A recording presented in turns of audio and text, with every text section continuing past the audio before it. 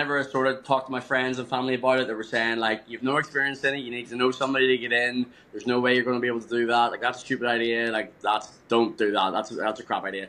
But I, like, was kept looking it up, and I was like, fuck, this seems unbelievable, like, you're able to go somewhere, just work like a dog for like a load of hours, and then just save up a load of money, and then just go away traveling, which is essentially like what exactly happened. On the back of my door, in a bit of paper, every time I got to a new room, I wrote travel in big capital letters on the back of my door, and I wrote how much money I was earning per week on the bottom of the door. So the amount of money I was earning per week was fucking way more than I was earning back home. So like my sort of thing was like, no matter how shit your week is, you're still getting a big fucking chunk of money at the end of the week. So like it was a lot easier to sort of like focus on like why you were doing it.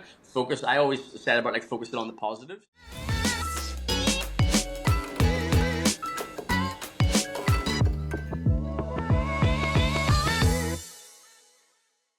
Welcome back to the Mining Mum podcast. I'm Teagan, your host, and today I'm interviewing Cal. Cal has started his journey in Fifo and is sharing it online and has amassed a massive following for his insights into his life as an international coming to work in the Australia mines. So, Cal, share your story with us. What's happening? Hello, everybody. Thank you very much for having me on the podcast. And so my little story was I was back in Ireland, and my background was nothing to do with Fifo, nothing to do with machines, nothing to do with any of the kind of shit that I'm doing right now. Can I swear on this, by the way? Because I swear quite a lot.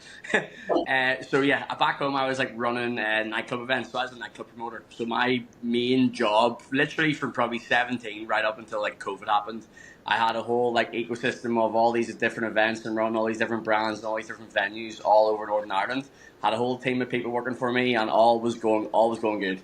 And then COVID pretty much hit, so we weren't able to like hold any of our big events in the venues anymore. So I was pretty much went from making decent money to then just being unemployed because we couldn't run any of our events in any venues with COVID happening. So yeah, it was pretty much just fucked out on the streets essentially. And then I just started picking up like weird jobs. Like I started doing Amazon deliveries. I started working in the supermarket. Me and my business partner started a little print business, and I was trying to sort of like start the print business from complete scratch while also trying to have like some kind of money coming through with like the Amazon deliveries and the working in the little supermarket. But I was sort of just like working to live, wasn't really saving anything, wasn't really progressing, wasn't investing in anything. Like it just was shit. It was like working like shitloads of hours for like not really that much return. And I was like, fuck, I really want to go traveling again. How do I do it? And then that's whenever I sort of tried to look up like jobs where I can make like a shitload of money relatively quickly. I had two options. One of them was working on the offshore oil rigs as a underwater welder, like a commercial diver, because I'm like big into diving. So I was seriously looking into that as well. But for me to do that course, it was costing me like 14 grand, like UK money, which is like 38 Australian. Like just to even do the course at all. So I was like, right, that's fucking out the window. So that's not happening. And then the other one was Fifo. But Fifo, I was like, whenever I sort of talked to my friends and family about it, they were saying, like, you've no experience in it, you need to know somebody to get in, there's no way you're going to be able to do that, like, that's a stupid idea, like, don't do that, that's a crap idea. But I, like, was kept looking it up, and I was like, fuck, this seems unbelievable, like, you're able to go somewhere, just work like a dog for like a load of hours, and then just save up a load of money, and then just go away traveling, which is essentially, like, what exactly happened. Like, I got over there, got working within a month, and then was pretty much working 3-in-1s for a full year. And now I'm now month 10 into a big massive travel trip. So I finished my visa, and I just went off on a big massive travel trip. And the whole reason I was moving to Australia was to like save up a big chunk of money so I could go on this travel trip that I'm on right now. So I'm about to go to New Zealand here, literally tomorrow on a flight. I'm in the Philippines right now, and I'm doing New Zealand for two more months, and then I'm going back to Australia just to jump back into Fifo again. So, but whenever I was like looking up Fifo, and there really wasn't that much like information about it. I didn't think there was much information on like, I'm coming from overseas, I want to get into Fifo, I need to do this, and this in this order, and that's how to do it. It was just about like what Fifo was, about like how much money you could earn, but all you sort of saw was like, it's really hard to get in, you need to know somebody, and it's not as you can't just walk in. But I was sort of like, I'm not an idiot. I reckon I could like make a plan and do enough research to sort of know the pathway and then just like execute the plan, like my sort of premeditated plan of like what to do. And then I pretty much landed in Australia and followed out my little plan like perfectly, and it completely worked like 100% sweet. And then like I got a job within 28 days of landing. So as soon as I landed, it was like eyes on the prize. I had maybe like 4 days of like traveling and enjoying being in Australia. Went to Kings Park, went to Cottesloe Beach, went to Scarborough, all that kind of touristy shit. But then after that, I was just fucking laser focused on getting the job. Wasn't really partying that much, wasn't really going out traveling. I was literally just like laser focused on trying to get the job. So I was doing all my tickets, I was getting my resume and all done up with Alana, and then pretty much I executed the plan, and the plan just went fucking perfectly. But to get into that like a wee bit more, so my very first day, so this is literally what happened. So my very first day, I landed and I went into Perth to like do all my admin shit, to like organise my bank account, Telstra, Medicare, all that there. I literally knocked that out within hours of landing in Australia. So then in one of the places, there was a win-win business card, right? And win-win were probably my main source of information before I came over. So I had it in my head, right, I'm going to go do FIFO. I booked my flights probably 8 months in advance. So I like had my flights and all booked, but I'm like, this was my plan way in advance. So I was just trying to do as much research as I possibly could, because I knew I didn't have any experience. So I was like, I want to know as much detail as I can about everything here to then try and like come up with this plan to then just execute it. So Alana, her YouTube channel, the Win-Win YouTube channel, was a real good source of information for me. It was probably my main source, but apart from that, there wasn't really that much. And then whenever I landed in Australia, did all that admin shit on the first day, and then I got a business card. I can't remember how the fuck I got the business card, but I ended up just getting a Win-Win business card somehow. And I called the number. I called the number on the business card. And Alana answered the fucking phone the same way she starts all the videos. She was like, "Hey, it's Alana from Win-Win," and I just went, "Whoa, what the fuck?" I was like, full like fanboy over. I was like, "Oh my god, I've watched all your videos. I've literally just arrived from Ireland. I have no idea what to do. I have no idea what job I want. But I know I'm going to work FIFO. I'm determined. I'm not going to stop until I get it. I know that I need you to do up my resume. I know all your services. I need you to fucking be my golden ticket straight in there, etc., etc." And then so I sent her over my, because I like worked for myself doing all the nightclub stuff, and like never really had like a resume, to be honest. Like I had like a shitty one to try and get like a job with Lidl, which was like a pretty much like the Australian like Aldi essentially. It's like a budget kind of supermarket. So I was working there just as like a cashier. So I didn't really have like a resume at all. So I sent them like what I had, and they were like, "Yeah, this is shit." And I was like, "I know it's shit. I know." So I paid for their job jumpstarter package, which was like their highest one, where they absolutely took me by the hand and brought me through like the whole process. And like no joke, like I that's why I don't mind like shouting about them so much, and like sort of steering people towards it, because I know like their service was really good, and it really helped me. And for sure, it was like the reason why I got my job so quickly. So yeah, pretty much phoned Alana. It was like full going mad on the phone. She was like, "Right, okay, chill out. What do you want to do?" And I was like, "I have no fucking clue. I have no background in anything. I just want to work FIFO. Don't give a fuck what I'm doing. Whatever." And then she was like, "Right, chill out. We need to pick a direction. We need to like sort of brought me down to earth after me just having a fucking panic attack really on the phone." So I sent over my resume, sent over my I didn't have a cover letter, but pretty much went through their whole job jumpstarter package with them. They gave me a direction to be either like a trader's or a trade assistant or dealer's offsider or a serviceman, and I never knew what a serviceman was. But she was like, "Right, these are the jobs I reckon you should be going for. Go away." Well, actually, I was about to say like about the tickets there, but we'll go on that later. So yeah, pretty much just followed her process through, and then yeah, got a job after 28 days of landing, and probably had like, after getting my resume and all done up like properly, and having like the good resume, having all the tickets and all they told me to get, I probably was trying hard on the phone and on the computer for about, I would say, 7 or 8 days, which to be honest, in the overall scheme of things, is not really that long. So I was just like, I was hunting hard for it. Like I was on the phone and on the computer for fucking hours on end. And whenever I was getting to day 7 and day 8 and not really getting like any response, I was going like, fuck me, like this is way harder than I thought it was going to be. Like I'm not really getting many responses. Then all of a sudden I got fucking 3 or 4 phone calls, and I got 3 or 4 interviews, and I just went to all the interviews. It was 3 dealers offsider roles and a serviceman role. And then I went to all those interviews, got them all, and then picked the serviceman role, and that was just me away. Oh, cool. So when that is a lot, like you're so driven as well. Like a lot of people would probably have it, just come over here and expect to get a job straight away. So it's so good that you just keep charging, following up. What is the visa that you have to get to come over, and how long is it, and what's the requirements? Okay, so the visa I'm on is a working holiday visa, so that's the subclass 417. And to be honest, like the majority of countries can get that. If you can't, if you're listening to this and you can't get the 417 visa, you have to get the 462 visa. So literally, just go onto the immigration website, just type in working holiday visa. There's 2 options: the 417 and the 462. They'll have a whole list of countries that's eligible for the 417, and a whole list of countries that's eligible for the 462. So how you're eligible is obviously like you're from a country where like your country's eligible. You have that passport. Then you have to have 5,000 Australian dollars in your bank account. You have to, there's fucking a couple of other things.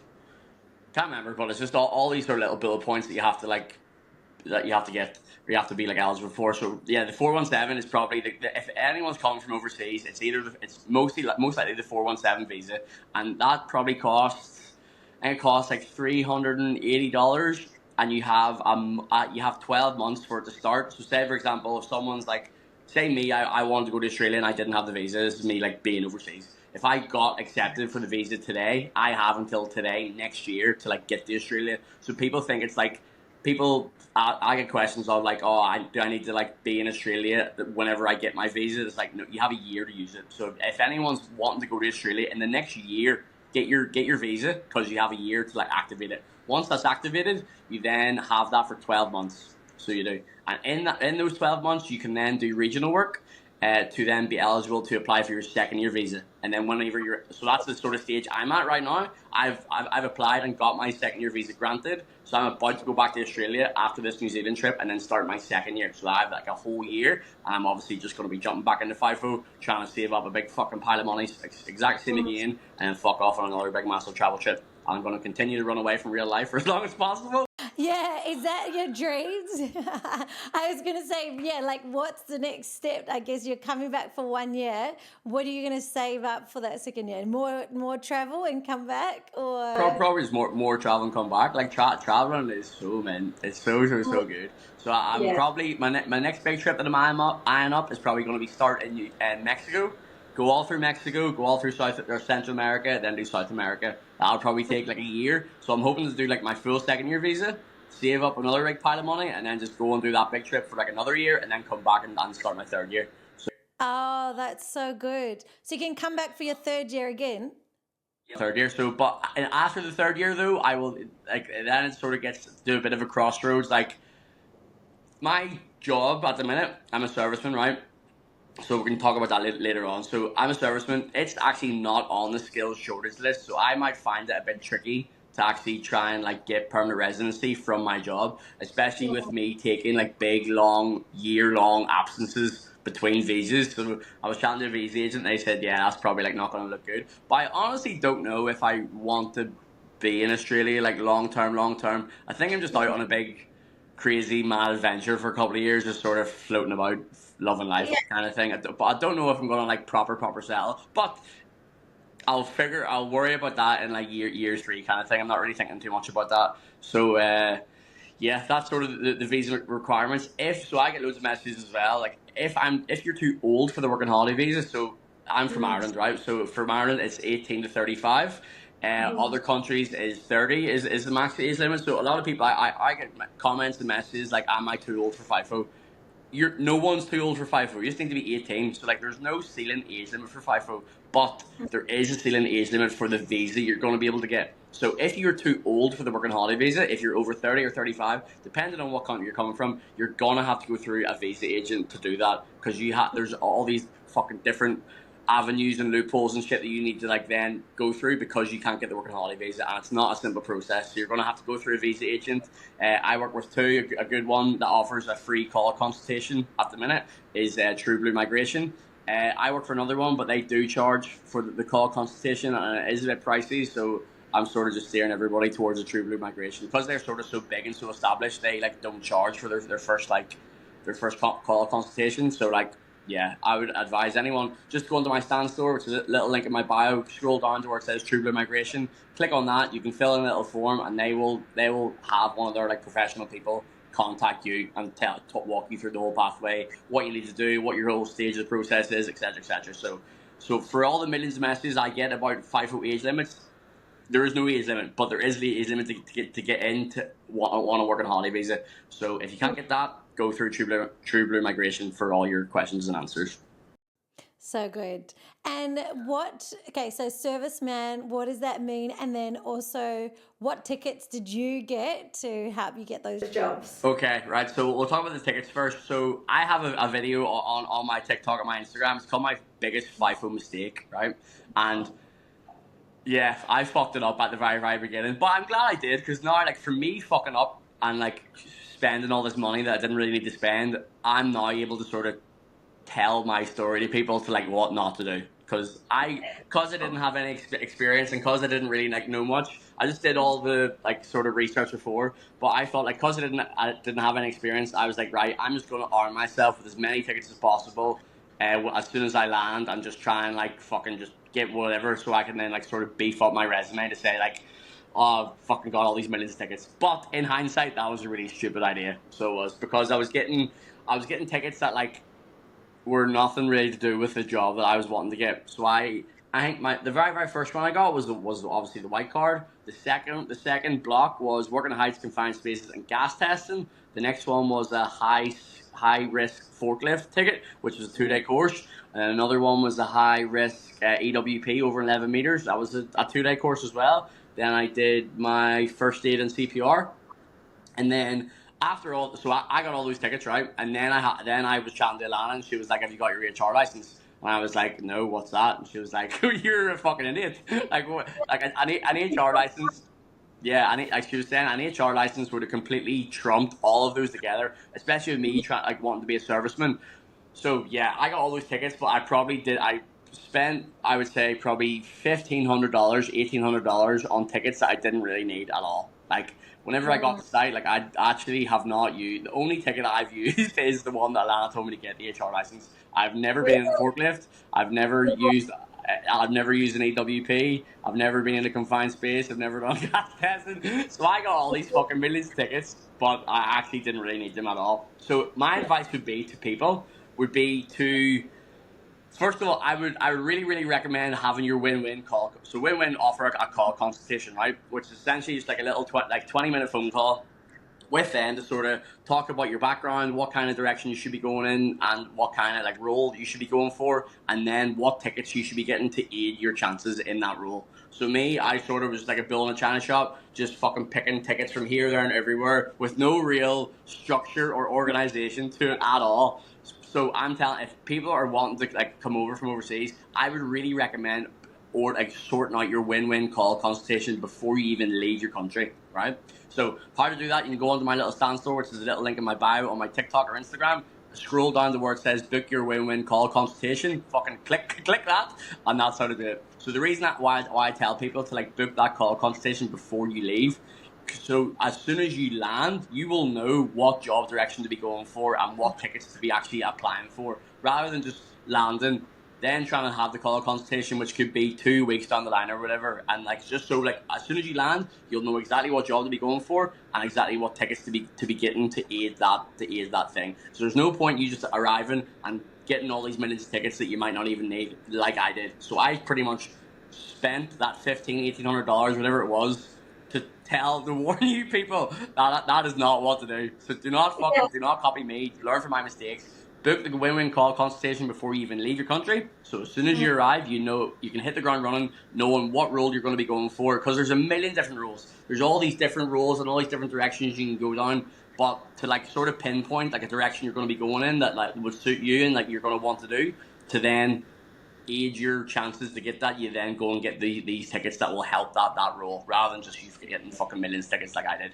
So that's the sort of the ticket bit answered. The serviceman. So I had no idea what a serviceman was at all, even before I went in for the fucking interview. So I actually I got the interview invite, and my superintendent, he was like, "Had a look at your resume, all's looking good. Like, how about you come in for an interview as a serviceman?" And I was like, "Yeah, 100%, sounds good, sounds good."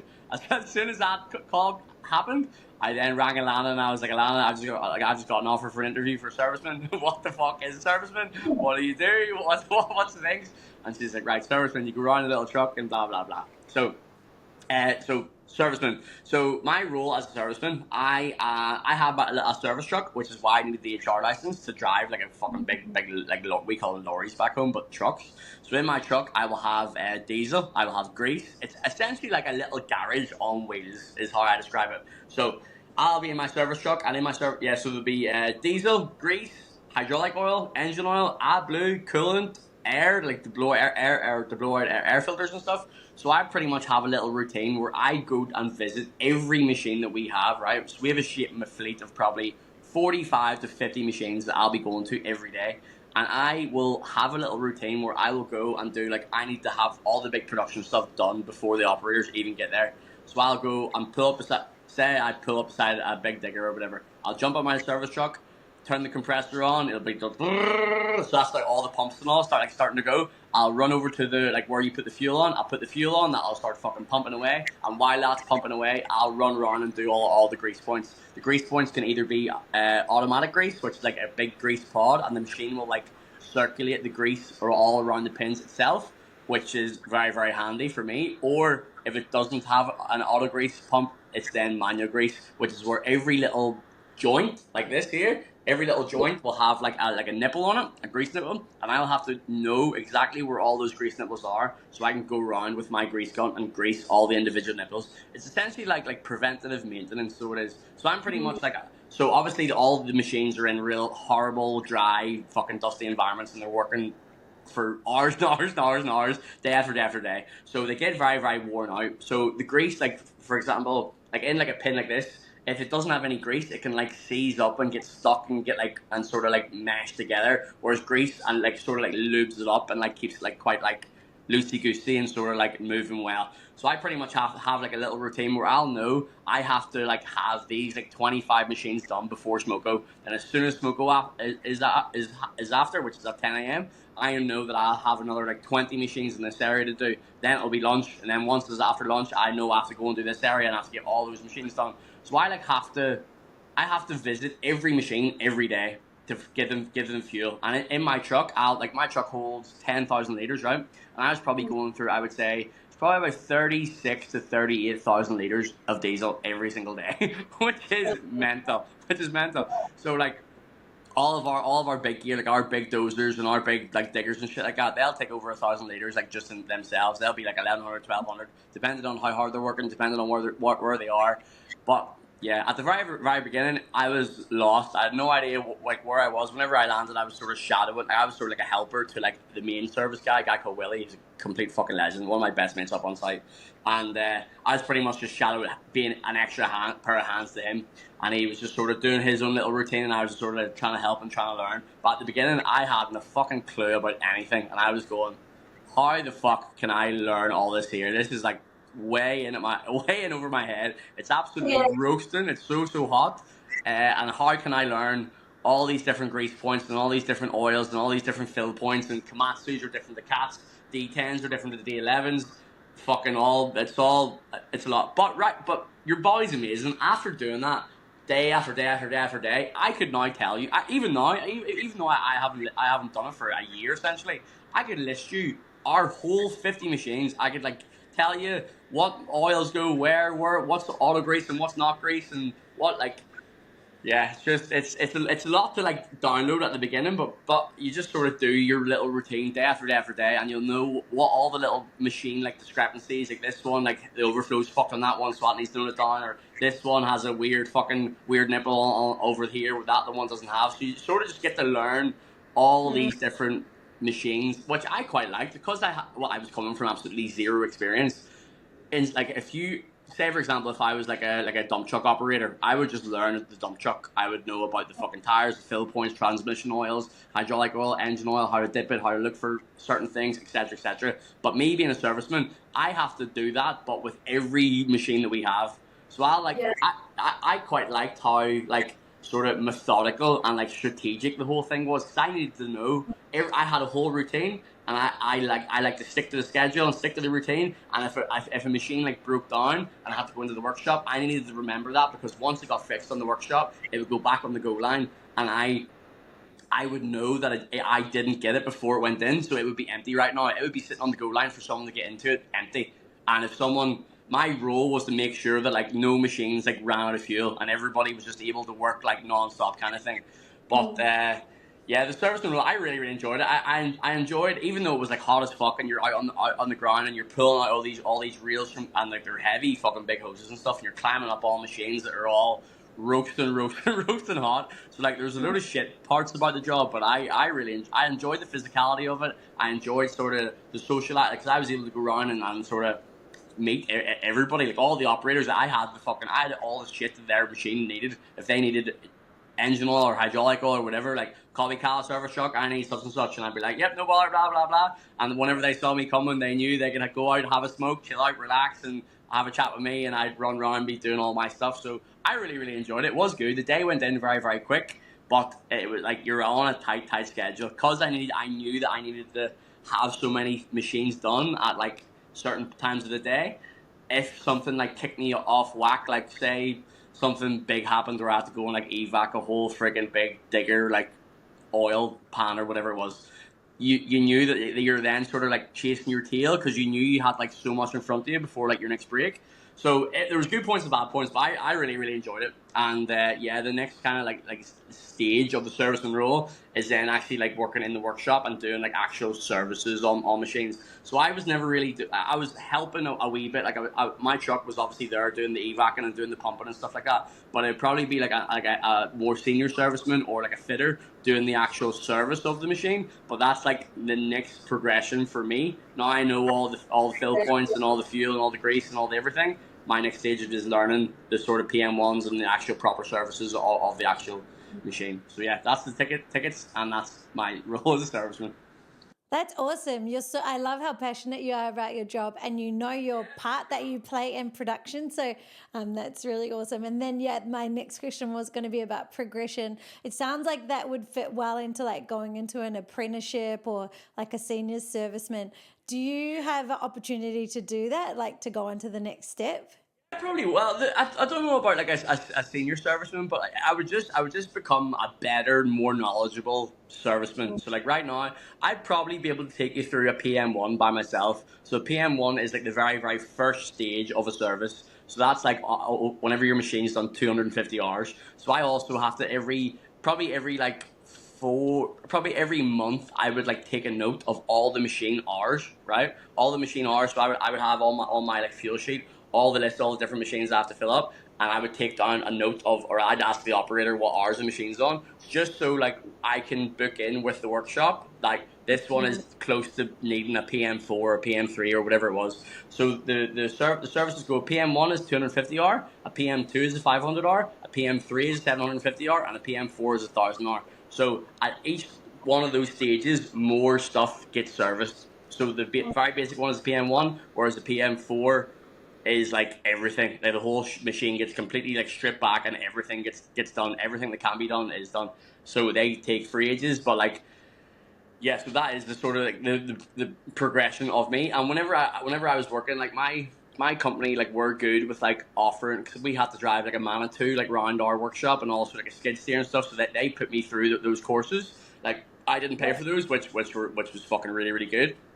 So I'd advise as well, like if anyone it has got a job, and like I would express further interest in trying to like sort of progress your stuff on, because a lot of the times the company will pay for them. So if you can get them like under your belt and like more and more like training and more skills and more stuff to learn, and just to become more knowledgeable about the whole industry, like you should do that. So but yeah, my next stage would probably just be continue doing like what I'm doing. So that's like the very sort of basic like fuel run, grease, all the top ups of the oils.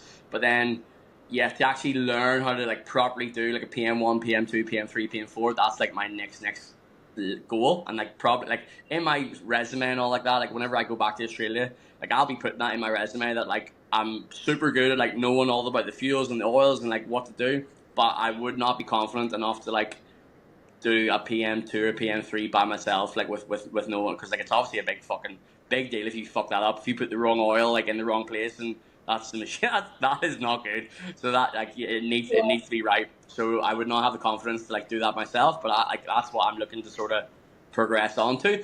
There probably is roles as like senior serviceman and stuff like that, but yeah, I've just sort of got like 1 year experience. 1 year experience doing that, and like 1 year experience in like mining, like in general. But because it's so like sort of fast paced and like dynamic, and I liked learning about it all, and I like, as I said, like I could list you every little machine number we have and talk you through all of them, like no problem, even though I haven't fucking seen any of them in a year. There's just like ingrained in my brain because I was so like particular in how I did it, and how like, because people were calling me up being like, call me Cal service truck, I'm in on the red diesel, I need fuel, and I'd say no, you're not in the schedule for another 2 hours, so I know that I filled you at this time yesterday, and I know you will last until I get you again. So I'm not coming out of my schedule to get you whenever I'm going to be getting you in 2 hours. So no. So even my supervisors and stuff like enjoyed how like barky I was at them, because even though I'm brand new, I had to like liaison with everyone. So if someone wanted something, I'd be like, are you worth me coming out of the schedule to get? Do you know what I mean? So it was all quite like it was quite methodical and quite strategic, and I quite enjoyed it. And yeah, even the operators would take the piss out of me, and I was like, all about the schedule. It's all about the schedule. I need to stick to the schedule. And I like, but it's true, because like then you can get into your routine, and like you know where you need to be at what times, and it was all quite, I quite enjoyed it. But yeah, other people might not look at it like that, but that's how I looked at it. Yeah. And so what about FIFO itself? Like were you living in Perth and then flying up? What were the camps like? And also what's your favorite camp? I was only on one camp. Yeah, I was only on one camp the entire time. So Okay. I was based in Perth, and flew up to a little town called Parapadu, and the whole town was just pretty much just a little mining town, and there was a couple of sort of mines like close to there. So the one I was working on, the site I was working on was called Western Range, and it was Rio Tinto site, and it was. The camp, I thought the camp was completely fucking sweet. So did other people were saying like, yeah, you've got very very lucky. This being like your very first camp, like there was gyms there, tennis courts, football pitches, fucking ping pong tables, and gyms, and freaking there was all sorts of shit there. Like I thought it was good, and people were complaining about the food and all. And I was like, lads, this food's fucking free. Like it's not that bad. Like it's not that bad. But to be fair, sometimes like there's things that you wouldn't pick, but like the majority of the time, like it's fine. It's fucking like fine to like to fill you up. I really enjoyed the camp. I did. It was like a bit of a temporary camp. Obviously, there's fucking shit parts about the camp. Like for example, like in the morning, because the camps were all like it's all very like compact and like condensed. Like there was our like fucking big shit tank was like right. Some designer decided to put it in like in the middle of the place, so like it stank a lot. And then in the mornings, like whenever people would flush the chain, you'd hear all the water pumps like going off like under your floor and stuff. So like that would wake you up. Like if people were going out like getting up early, go to the gym at like fucking 3 a.m. or something, and they flush the chain, you would just hear all these like under your floor, and that would wake you up. But yeah, like in terms of the camp, I thought the camp was grand. I really did. But again, I have nothing to really compare it to, so I can't compare it to other camps being like this was better, that was better. This was my first ever experience, and I thought the camp was good. Gym was really good. They held little like CrossFitty kind of like circuit classes. Like at night, I tried to go to them whenever I could be fucked. But I'm trying to think of other things about the camp. There was obviously like the wet mess is the tavern. Most of the operators would drink most nights, but me, I didn't really get involved in that too much, to be fair, cause I knew that I needed to be so on my game and on the ball like the next day, and like I was gonna be so like sweating my tits off and very like on the go. There's a couple of nights that I had a couple of drinks, and like even like a couple of drinks, I felt shit the next day, and I was just like, nah, it's not even fucking worth it. So there was a wet mess there. There was gym there, music room, freaking all sorts of shit like that. But yeah, I thought the camp was good. But again, I didn't really have much to compare it to. They did have like barbecues and stuff on Saturdays, and they did try and like do little sort of events and stuff like that, which like I thought was decent. But yeah, some people were complaining about the camp, but those are probably people that had been to millions of other camps and sort of just trying to nitpick things. But I thought it was fucking dead on. Yeah. Oh, I love it.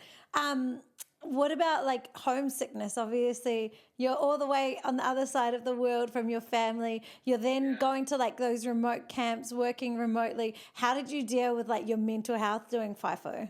Yeah, well, the mental health is definitely is a fucking issue. Like they give everybody an opportunity to do a mental health first aid course, which I did. That was on a Saturday and Sunday. Still got paid for your days. But yeah, sort of just like brought you through all the sort of symptoms and how to recognize people and what to do and the sort of procedures and processes, etc. About that. In terms of homesickness for me, I'd already left Ireland, so like I was already like away anyway, and like my whole goal, which was yeah, my whole goal was to save up money for this big travel trip that I was going on. So I had like an end goal. I had like a north star to follow. I had light at the end of the tunnel. Yes, it was hard. Yes, it was long and it was fucking tough. But I was saving for a reason, and I knew it was eventually going to end, kind of thing. So that definitely helped me a lot. Um, but see the boys that are there for fucking 10, 15 years, Jesus, it would be horrible. It would be hard. Like, even me personally, like, a couple of people were going through fucking divorces, like, on my crew, like, my, like close friends, and, but it's fucking hard. It would be hard. Like, imagine your husband or your fucking boyfriend or whatever, he's going away for 3 weeks out of the month, and then on the week that he's off, he's fucking wrecked. Just wants to relax and recover and chill out and not do much, but the family wants to do loads of stuff, and there's loads of shit to be done at home. Like it would be tricky. It would be tricky for like long distance relationships, and like that would be hard. And but I think like with me personally, just with my situation and only needing to sort of go for not really that long. Like I probably done like 10 swings. So 10 swings, like even though it was a full year of doing 3-in-1s, it wasn't like that many. It was like a decent amount, but like I knew there was an angle. Another thing I did as well, I wrote on the back of my door in a bit of paper every time I got to a new room. I wrote travel in big capital letters on the back of my door, and I wrote how much money I was earning per week on the bottom of the door. So and the amount of money I was earning per week was fucking way more than I was earning back home. So like I would like my sort of thing was like no matter how shit your week is, you're still getting a big fucking chunk of money at the end of the week. So like it was a lot easier to sort of like focus on like why you were doing it. I always said about like focusing on the positives. So whenever people talk about mental health and yes, it could if you're, so I would say like if you're like weak minded and sort of like very like doom and gloom, I would say there's loads of bad points about it. There's loads of negatives, but I just tried to like not even fucking speak about those and not even like think about them at all. And tried to like I talk about inflating the positives and like deflating the negatives. So the positives are your accommodation's completely free, your gym's completely free, your fuel's free, your water's free, your coffees are free, fucking everything's free, everything's free. Food, accommodation. Everything's free and you get paid heaps of money. Exactly. So like your costs whenever you're up there are very little. I don't smoke, don't really drink that much, so like I wasn't really. I'd fucking have a couple of nights maybe on like a Friday to go into the tuck shop and buying a fucking dairy milk bar or something like that. But apart from that, like my costs were very minimal. But like as I say, like I just like tried to inflate the positives. Do not think about. Yes, everyone knows that it's fucking hot as fuck. Everyone knows the flies are wee bastards. Everyone knows that it's long hours, it's dusty, it's hot. It's like there's so many bad points about it, but everyone's going through them. So you just try and not bring them to the surface as much as possible. Just try and not speak about them and just have crack with your mates and sort of you're just in this cycle of just fucking head down, blinkers on, work like a dog, save up loads of money, and then yeah, that's sort of how I combated the mental health. I would say just by having the North Star, writing the travel on the back of my door and how much I was getting paid, and trying to inflating the negatives, or sorry, inflating the positives, and like not thinking about the negatives. But if like I'd be everyone on my crew would tell you I'm sort of sociable and chatty and bubbly and high energy. Like I was like this every day, and people were saying like, oh yeah, like their favorite part of the day was whenever I came in my service truck because they got to get out of their machine, have a smoke, and I'd fucking have a conversation like this just with them, just for fucking 5-10 minutes, however long it took me to like do their machine. And yeah, like because operators, they're sitting in a machine all day long, and I'm like essentially the only kind of socializing they're getting to do at all. Even in their smoke going in their lunch, etc., they bring all that like in their machine with them. So like their only interactions with people is with me. You know what I mean? And I'm fucking chatting stories and jokes and fucking full energy, and they're all like a breath of fresh air to their day. Yeah, you know what I mean? So yeah, that's probably what I would say about the mental. I'm trying to think, is there any other things about the mental health? But there's obviously like a full like paramedic team and stuff up there, like a medic team. But if like people or you notice like in that mental health first aid course, you were sort of like taught to like notice like little symptoms and stuff and sort of try things yourself. But if things like weren't like working with you, then you'd like bring that up to your supervisor, superintendent, and then maybe like further on would probably be that medic team, I would say. So they were all trained with mental health stuff and psychology and all that kind of shit. So, but yes, it is like it's like people, a lot of people see this on social media and see this online, and it is very, very glorified. Yes, you can earn like a shitload of money relatively quickly, but you're working fucking hard for it. It's a tough gig, but it's not for everybody. Like were people that came up to site and sort of first couple of days they were just like, fuck this, I'm not doing this, and this is too hard, and the company is just spent. It costs companies fuckloads, like onboard you, like bring someone on site, paying for your medicals, paying for your inductions, paying for your flights, etc., etc. Then if they're just going to be coming up and staying on site for a couple of days and going, nah, I don't want to do this, like it wrecks the opportunities for loads of other people. So yeah, I another bit of advice I would give to people is like, do not be afraid of like starting with a utility role or starting with like a driller's offsider role or starting with some kind of role that you're not. And just use them as a stepping stone, because these companies want you to have, and like they want you to have like some kind of FIFO regional work experience at all, to sort of know that you can handle it and you know what you're sort of up against. Because yeah, it's not for everybody, and it can chew you up and spit you out pretty fucking easily. And if you are weak minded and you sort of take things to heart, and you can sort of get like down yourself, like it can be a fucking lonely, horrible place. But yeah, that's why I try and not sort of get into that mood, you know. I love it. And okay, so I feel like you've given heaps and heaps and heaps of advice, but what is like your big either motto or one main piece of advice that you want to leave the listeners with? I would definitely say to go onto my Stan store and download my full step-by-step guide. That would be my advice. So I'll tell you that this little story as well, just to finish. So whenever I went over, like this is sort of how I like how this whole social online thing organically just fucking grew. But this is still advice for people as well. So whenever I got the job, I was like sort of document, like whenever I got up on the site, everything was mental looking, crazy, big machines, big tires, big diggers, and I was taking videos with things, because my friends and family back home were heard I was doing this FIFO thing, and they were all asking me, what are you doing, what's this about? And instead of like answering them all, I would have just put up these little videos about like the site and shit and just said, go fucking watch that. That's what I'm doing. So, but then after doing a couple of them, a few of them just absolutely fucking took off. Like the very, very first one I did was, the very first like, one that like did well was like all about the room tour, like what the living conditions were like. And I got up on the site and just sort of shot that like on the arrival day, edited it down and posted it that night, and by the next day I was on like fucking 200,000 views or something, and I was like, what the fuck? This is mad. And then after that I did the one about how much money I was earning as a new starter, and went in to break down my whole pay slip and fucking hours and tax and every little detail about how much money I was earning, was the second video. I think that's probably my biggest video I have right now. I think it's on like maybe like 3.3 million views or something, which is fucking which is mental.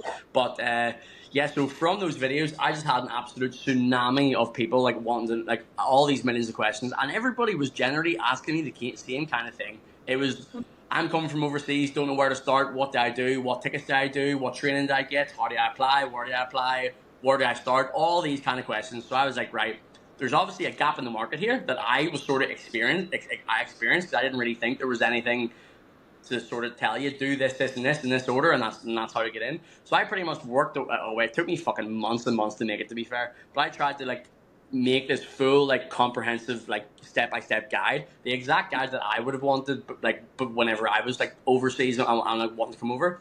So I made this whole guide. I took everybody, I tried to make it as good as possible, as detailed as possible, make it as easy to follow as possible, and tried to, like, include as much detail as I could at every little stage of the process. So anytime people ask me questions now, I'm just like, all the answers are in there. Just go and follow that. And people can, like, literally get it and start from the very, very beginning and just literally work down the whole way down. And it is mad, but like, I've actually helped loads of people get jobs, which is mental to fucking say. But because I've literally went through the whole process that, like, this, say for example, it's you, that you're wanting to do. I've came from overseas with no experience, did the whole process getting to Australia, set up my whole life in Australia, and then, like, went through every little stage of the process to then getting a job, to then working for a full fucking year, and now I'm loving life traveling for a full year. So I've literally just went through the whole process relatively recently. So I'm, like, sort of tried to spell out as simple as I could exactly what to do this, and because it is a bit of a process, and, like, people, even, like, for example, like, people can come over with loads of experience, but if your, like, resume and all, like, isn't getting past the applicant tracking system, you're not going, like, you're not going to get anywhere. So I just try to, like, explain everything in, like, little order, and the guide has, like, little hyperlinks and stuff where people can just, like, click on the link and it can just bring you there. So if anyone that I say is serious about it, I would go onto my Stan store, download my little step-by-step guide, and literally just fucking follow that through. So for all the millions of messages I get, how do you do it, where do you apply, what to do, I'm literally telling you everything to do. So it has all my recommendations, all my advice in it. So go onto my Stan store, click that, and then just get that and just follow it through. And it's worked for shitloads of people already. Loads of people have got the guide, went over, and are sort of following the steps and are earning or they've got Fifo jobs earning money. So it's actually working, and I get loads of little messages being, or I tell everybody, like, let me know, like, whenever you're going for interviews, or I'll give you little pep talks, or let me know the stage you're at. And there's loads of people who are getting jobs saying, "Cal, I have an interview today, going to fly up the site, got 2-in-1 offer, blah, blah, blah." So it's fucking cool. It's really, really cool. And you get, like, all these messages being like, "Oh, thank you so much, like, you inspired me to come over here, like, thank you, and all this kind of shit." It's mad, it is mad. And it all just sort of, like, just evolve, like, organically, which has been mental. So yeah, my advice would be, get my little step-by-step guide. That's exactly what to do. I'm literally telling you what to do, follow that through, and that's what to do and how to start and how to get in, essentially, you know. So Cal, you're changing lives. That's amazing. What is your handle that people can go and follow you as well? So on Instagram, on TikTok, on YouTube, it's Cal Mcilwaine Fifo. So CAL _ Mcilwaine, MCILWAINE. Just type in that and it'll come up. It's me in a little, like, orange shirt, or just type in Cal Mcilwaine and it'll come up. So yeah, I post on TikTok, I post on Instagram, I post on YouTube, and at the minute as well, I'm starting to, like. So with his whole travel trip, I'm, like, now 10 months into it, right? I have an absolute mountain of GoPro drone footage of this whole trip that I'm starting to, like, sort of now post on my YouTube. So I'm trying to, like, make little, like, vlogs on, like, my travels as well. So, like, they're all going to be on my YouTube. So if anyone's wanting to keep up to date with, like, what I'm doing and what my trip has been, it's all going to be my YouTube. And I was all doing crazy shit. Like, I was fucking flying about Vietnam on a motorbike. I was, like, just dirt biking, like, doing all the scuba diving, all this cool shit that'll look mint. So, yeah, if anyone wants to keep up to date, just get me on Instagram, get me on TikTok, and get me on YouTube. And, yeah, send me out whatever questions you want. I try and answer everybody with little voice notes and video notes and answer whatever I can. So, yeah, just trying to sort of share my information and get other people jobs and, yeah, love life and help people doing it. Amazing. Amazing. So much. Thank you so much, Cal, for joining me today on the Mighty Mum podcast. If you guys liked his episode, make sure you go and like his handles, but also like and share this episode with a friend. Thank you so much.